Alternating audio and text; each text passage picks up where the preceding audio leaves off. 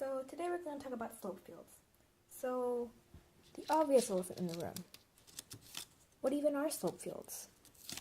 Are they slope fields?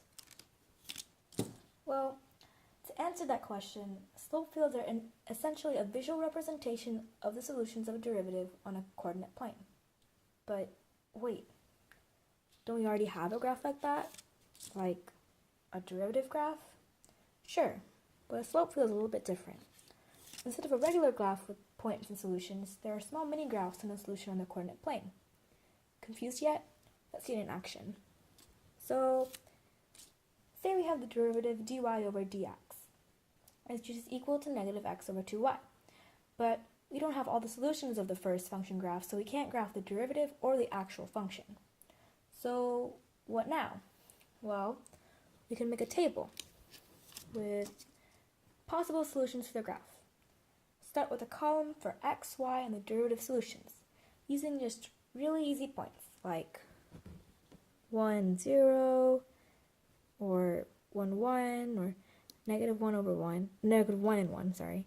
You can get and start filling out your table, like equals 0, and then if you plug it into your function, you can get negative 1 over 2, and then 1/2. Okay, that's cool, but now what? We have a little table with figurative solutions. That doesn't help us find anything. So now we make a simple coordinate plane. It doesn't have to be very big. It just has to be a regular xy coordinate plane with the regular xy coordinates, like 1, and then 2, 3, and so on and so on. Okay, cool, but that's not exactly a slope field yet. Right, so let's get started. Say you have the point 0, 1. If you plug that into your derivative, you get a slope of 0. Okay, so on your graph, or the coordinate plane that you just drew, you can draw a little horizontal line at 0, 1, 0, 1, to indicate a slope of 0. You can do this because on a regular function, if you have a horizontal line, the slope equals 0. Okay, so let's keep going. Try out the point 1, 1. If you put in 1, 1 into the derivative negative x over 2y, you get a slope of negative 1/2. So at your point 1, 1, you can draw a little negative 1/2 slope, like that,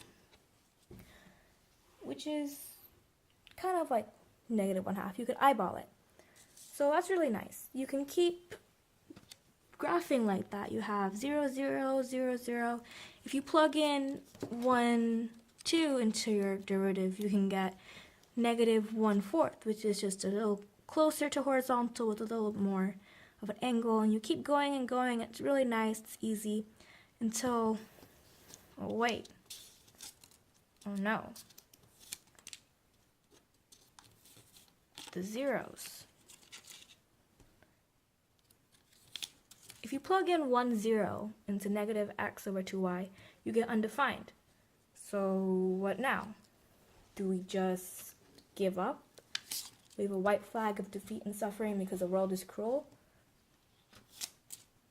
Well, actually, since we don't know whether or not the slope there for the function is a vertical asymptote or a jump or just a vertical line, we can just leave it blank for now. Okay, so that's pretty much what a slope field is. Let's try another one. Okay, so say we have the derivative dy over dx is equal to 3x squared over x minus 3. A little bit more intimidating, but still doable. Let's start with our table.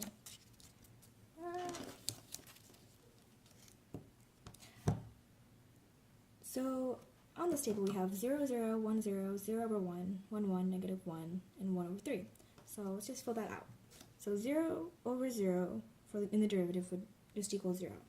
Then there's 1 over 0, which would be 1 over negative 3, or sorry, 3 over negative 3, which is negative 1. Then there's 0 over 1, which would also be 0.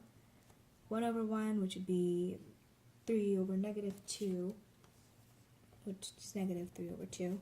And then 1, 1, which is positive 3 over 2, and then 1, 3, which is undefined. So we could keep going and get more points, but for now, let's just graph what we have. So on this graph, we have just 1, 2, 3, 4, and 1, 2, 3, 4, negative 1, negative 2, negative 3, negative 1, negative 2, negative 3, and so on and so on, and 0. So at 0, 0, we have a slope of 0. Okay, and that's cool. Then at 1, 0, we have 1, 0, which is negative 1. So we can just draw a negative 1 slope like that. Then at 0, 1, we have another slope of 0. In fact, we can put just a bunch of horizontals on that y-axis, because if we have a x value of 0, our entire equation will be 0 after all. Then at 1, 1, we have a slope of negative 3 over 2, which is pretty much negative 1 and 1/2. So 1, 1, which is just a sharper negative slope, like that. So we had 1, 1 here and it becomes sharper here. Then at negative 1, 1, we have a positive slope or field, just like that. So it's symmetrical.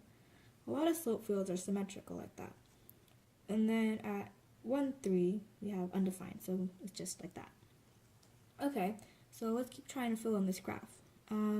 Since it's mostly symmetrical, it's going to be an there's an x squared in there. The negative 1, 0 is also going to be a 1 slope. Then you can keep going like that. So 1 over, say, negative 1. That's going to be, well, let's plug that in. 1 over negative 3 is going to be 3 over negative 4. So it's going to be less than 1. It's going to be a little bit more horizontal. If you keep going like that, it's going to be more and more horizontal until it gets negative. Well, it can still be more and more horizontal, like that. Okay, so it's sharper here. So since it's getting sharper here, we can kind of assume that it's going to end up being a vertical line here. The slope of the actual function is going to be really, really high, like a vertical asymptote. It's going to be like get closer and closer to being a vertical line. Okay, so yeah, pretty much it's another slope field. Great. I hope this was somewhat useful for you.